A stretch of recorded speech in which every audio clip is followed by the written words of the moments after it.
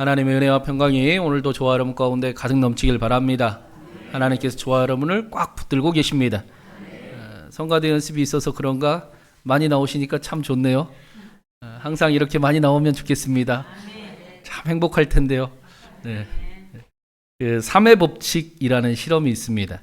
한두 명이면 아무런 일도 나타나지 않지만 3명이 되면 집단이 생기고 또 변화가 일어나기 시작한다라는 법칙입니다. 실제로 TV에서 이걸 실험을 해본 적이 있어요. 신호등에 한 사람이 무단횡단을 했습니다. 그 사람들이 관심도 없어요. 두 번째 사람이 한 사람도 또 무단횡단을 했습니다. 그래도 관심이 없어요. 3명이 함께 건너니까 사람들이 똑같이 무단횡단을 하기 시작을 합니다.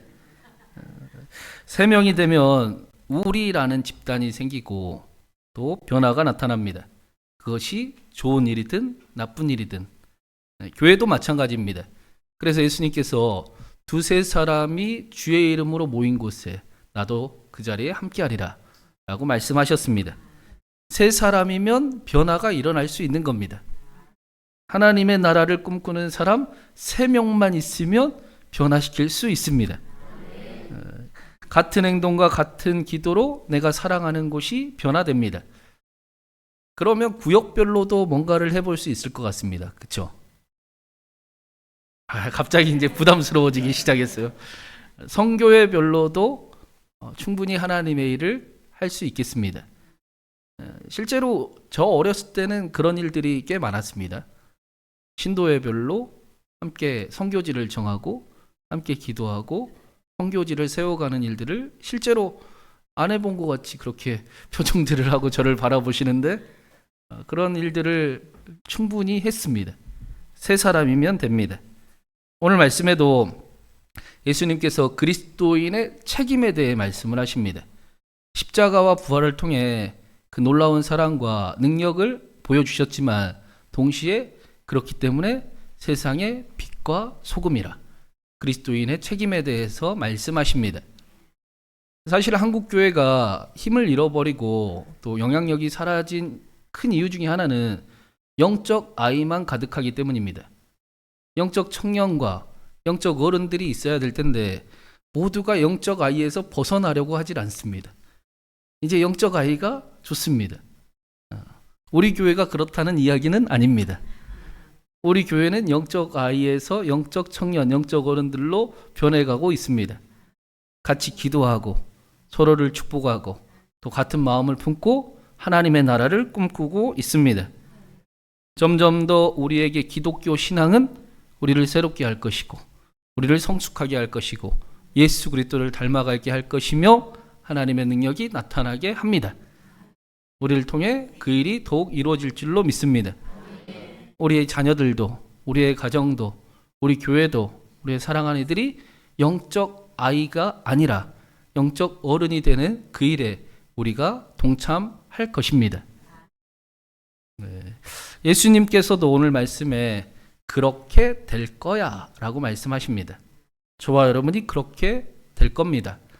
13절 14절 한번 읽어보겠습니다. 너희는 세상의 소금이니 소금이 만일 그 맛을 잃으면 무엇으로 짜게 하리요? 후에는 아무 쓸데없어 다만 밖에 버려져 사람에게 밟힐 뿐이니라. 너희는 세상의 빛이라. 산 위에 있는 동네가 숨겨지지 못할 것이요. 우리는 세상의 소금과 빛입니다. 우리는 세상의 소금과 빛입니다. 소금은 맛을 냅니다. 세상 살아갈 맛을 내는 사람입니다. 또 세상이 썩지 않도록 방부제의 역할을 합니다. 그런데 구약 성경에서는 이 소금의 의미를 조금 더 중요한 의미를 우리에게 알려줍니다. 레위기 2장 13절에 한번 읽어보겠습니다.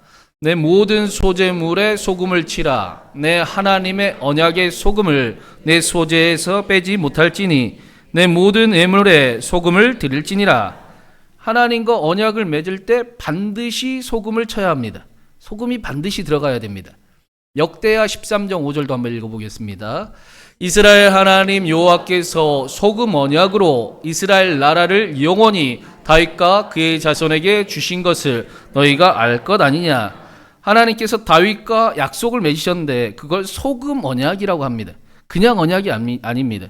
소금 언약으로 다윗과 맺으셨고 그 언약이 썩지 않고 변함없이 이스라엘을 통해 이루어질 것을 말씀하십니다. 아랍 속담에는 이런 속담이 있어요. 우리 사이에는 소금이 있다. 약속에 있어서, 계약에 있어서 소금은 반드시 필요한 겁니다. 그런 의미를 소금은 담고 있습니다. 그냥 썩지 않는 방부제의 역할만 하는 것이 아니라 하나님과 변함없는 소금, 하나님과 변함없는 약속을 의미하는 소금을 이야기합니다. 그게 우리래요. 세상과 하나님의 사이에 우리가 그 소금이 되어서 우리를 통해 세상이 하나님을 보게 됩니다. 우리를 통해 우리 자녀들이 하나님과 약속을 맺게 됩니다. 우리를 통해 그 약속이 변함이 없어집니다. 그래서 예수님께서 오늘 말씀에 너희는 세상의 소금과 빛이라. 소금이 맛을 잃어버리면 길바닥에 떨어져 밟힐 뿐이니라 라고 말씀하십니다. 소금과 빛은 그리스도의 제자의 역할을 이야기하는 동시에 하나님과의 관계도 알려주는 겁니다. 그리스도의 제자는 반드시 우리는 하나님과 소금으로 언약을 맺은 사람들입니다. 하나님이 공급하시는 것으로 세상에 소금의 역할을 하는 사람들입니다. 그래서 하나님께서 저와 여러분을 통해 세상을 썩지 않게 하십니다. 그렇죠? 썩어가는 세상을 썩지 않게 하는 사람들이 바로 저와 여러분입니다. 이제 자신이 없어지고 있는데 우리를 통해 세상이 밝아집니다. 썩지 않고 살아납니다. 맛도 납니다. 살맛이 납니다. 그런데 그 일이 하나님이 반드시 계셔야 됩니다. 하나님이 우리를 통해서 일하시기 때문입니다. 빛의 삶 역시도 마찬가지입니다. 우리가 생각하는 빛은 제가 여러 번 설명을 드렸는데 이렇게 LED의 그 발광체에 의한 이렇게 현상을 우리가 보는 거지 않습니까? 이 전구를 보고 빛이라고 하지 않고 무언가 그 발광하는 그 발광체에서 나타나는 것을 빛이라고 이야기를 합니다. 창세기 1장에 하나님께서 가장 먼저 창조하신 것이 빛이 있으라 였습니다. 그리고 넷째 날에 태양을 창조를 하셨어요. 그러니까 그 빛은 우리가 생각하는 빛하고는 좀 다른 겁니다. 우리가 생각하는 빛은 태양이 우리에게 향해지는 그 빛을 생각을 하지만 원래는 하나님의 빛은 하나님을 보여주는 빛이었습니다. 그런데 우리가 하나님을 볼 수가 없잖아요. 그래서 태양을 보면서 그 빛, 하나님이 저기 계시는구나 라는 사실을 알게 해준 빛을 이야기를 합니다. 하나님이 없으면 또 반대로 빛의 삶을 살아갈 수도 없습니다. 하나님이 빛이기 때문입니다. 그래서 예수님이 우리를 하나님과 화해를 해주셨어요. 그리고 하나님의 발광체가 되게 해주셨습니다. 그 말인즉 우리를 보고 우리 자녀들은 세상은 그 빛을 봅니다. 우리가 빛을 발하지 않으면 세상은 빛을 볼 수가 없습니다. 우리 자녀들은, 우리가 사랑하는 사람들은 빛을 볼 수가 없습니다. 빛을 볼 방법이 없습니다. 그래서 예수님은 우리에게 교회 안에서만 빛나라고 하지 않습니다. 세상에 나아가, 가정에 가, 삶의 자리에서, 직장에서 세상에 빛이라 라고 말씀하십니다. 세상 속에 들어가서 우리가 누구인지를 나타내라 라는 것입니다. 우리가 누구입니까? 빛입니다. 소금입니다. 그리스도인입니다. 우리의 말과 태도로 그 빛이 무엇인지, 하나님이 누구신지, 예수 그리스도를 믿는 것이 무엇인지를 나타내어야 된다. 너희는 세상의 빛과 소금이라. 빛은 숨어 있지 않습니다. 소금도 자신을 위해서 존재하지 않습니다. 하나님과 함께하는 사람들은 결국 주변을 변화시킵니다. 처음 들어보십니까? 언제적 이야기인지 모르겠습니까? 우리는 그런 사람들입니다. 하나님이 우리를 그렇게 살아가게 하십니다. 하나님의 꿈은 놀랍습니다. 그리고 우리에게 그 꿈을 이루어 가십니다. 그렇게 되어가고 있습니다. 네. 그래서 14절 말씀에 이런 말씀이 있었습니다. 산 위에 있는 동네가 숨겨지지 못할 것이요. 15절도 읽어보겠습니다. 사람이 등불을 켜서 말 아래에 두지 아니하고 등경 위에 두나니 이러므로 집안 모든 사람에게 비치느니라. 이스라엘의 산은 우리나라의 산과는 좀 다릅니다. 우리나라는 나무가 많잖아요. 산에 뭐가 있으면 안 보여요. 근데 이스라엘은 민둥산이에요. 산 위에 뭐가 있으면 그대로 보입니다. 그 말씀을 하는 겁니다. 산 위에 동네가 있어도 숨겨지지 않습니다. 아, 저기 동네가 있네. 저기 뭐가 있구나. 라고 보이게 됩니다. 또 15절 말씀해 보니까 사람이 등불을 켜서 감추어 놓고 사용하지 않습니다. 등불을 켜가지고 저 서랍장 안에다 놓고 쓰는 사람은 한 사람도 없습니다. 등불의 역할은 그곳을 밝히기 위해서입니다. 그래서 등경 위에 두고 집안을 환히 밝힐 수 있도록 불을 위에 올려놓습니다. 세상의 빛과 소금인 그리스도인도 마찬가지입니다. 하나님은 우리를 감추어 두지 않으십니다. 우리를 드러내십니다. 그래서 그리스도인은 어디에 있든지 티가 납니다. 그런 얘기 안 들어보셨나요? 교회 다니세요? 장로님이세요? 권사님이세요? 네, 들어보신 것 같네요. 네, 다행입니다. 세상은 그리스도인에게 관심이 많습니다. 그게 안 좋은 일이 많이 있어서 문제긴 하지만 그러나 세상에 좋은 일도 관심이 많습니다. 야, 교회 다니는 사람이 그랬대.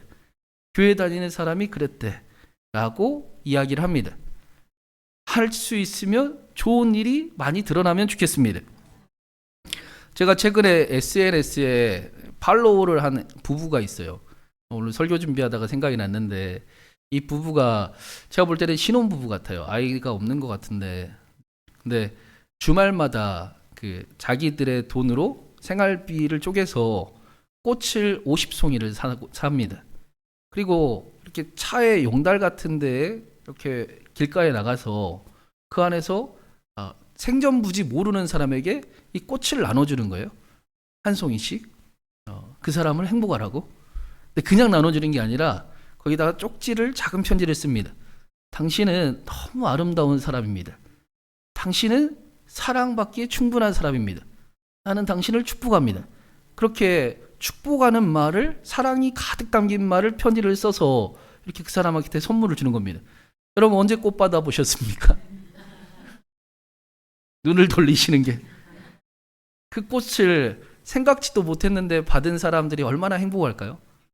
주말에 길을 가다가 모르는 사람이 나한테 그런 아름다운 말과 또 꽃을 이렇게 선물을 주면 그 사람의 하루가 너무 행복할 것 같습니다. 그런데 이게 다가 아니에요. 그 꽃을 받으려면 자기도 그렇게 축복하는 편지를 써야 돼요. 당신은 사랑받기에 충분합니다. 당신은 태어나서 사는 이유 존재만으로도 귀한 존재입니다. 그렇게 똑같이 써야 됩니다. 이 사람이 나도 사랑할 수 있는 사람이구나. 나도 누군가를 축복할 수 있는 사람이구나. 내가 사랑받는 사람이네. 라는 일을 그 부부가 젊은 부부가 자기 돈을 털어서 매주 꽃을 50송이를 사가지고 그 일을 행하고 있습니다. 하도 궁금해서 제가 팔로우를 하고 어떻게 언제까지 하나 두고 보자 네, 하고 지켜볼 생각을 하고 있습니다. 너무 아름다운 모습입니다. 야, 요즘 같은 세상에도 이렇게 사는 사람이 있나? 어디서 신앙을 배웠길래? 누구의 신앙을 보고 배웠길래? 누가 그 모습을 알게 해줬을까? 어떻게 이렇게 귀한 부부의 삶을 살아갈 수 있게 해줬을까? 라는 그런 귀한 마음과 또 행복한 마음이 들었습니다. 그리스도인은 세상을 밝히는 사람들입니다. 우리도 그런 거를 가르쳐 줄 수 있으면 좋겠어요.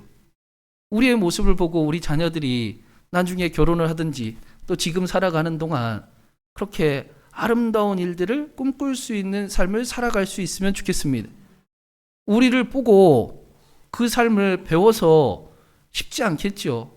자기의 그 생활비를 쪼개서 매주 한다는 것도 쉽지 않지만 그 돈을 드리는 것도 쉽지 않을 겁니다.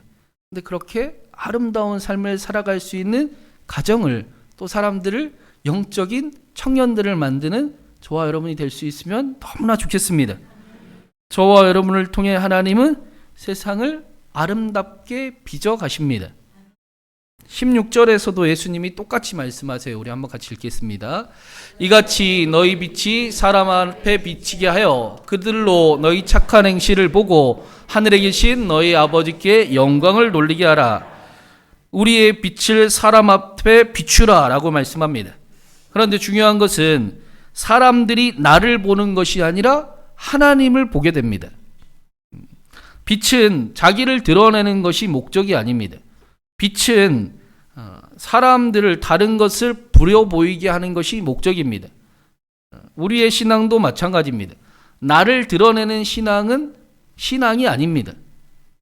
나를 통해 하나님을 보이게 하는 것이 신앙입니다. 나의 말과 나의 태도를 보고 누군가 저 사람 안에는 하나님이 계시는구나 라는 것을 보게 하는 것을 신앙이라고 이야기를 합니다. 요셉이 바로 이런 삶을 살아갔음을 우리가 보았습니다. 사람들은 요셉을 보고 하나님의 영이 저와 함께 하시는도다 라고 말했습니다. 그래서 요셉은 무엇을 하든지 어디에 있든지 하나님과 함께하는 형통한 삶을 살았습니다. 사도 바울의 삶에 능력이 나타나는 것도 이유가 똑같습니다. 하나님과 항상 함께 있기 때문입니다. 근데 오늘 말씀해 보니까 세상의 소금과 빛으로 사는 삶이 바로 하나님과 함께하는 축복이 됩니다. 하나님이 없으면 그렇게 살 수 없습니다.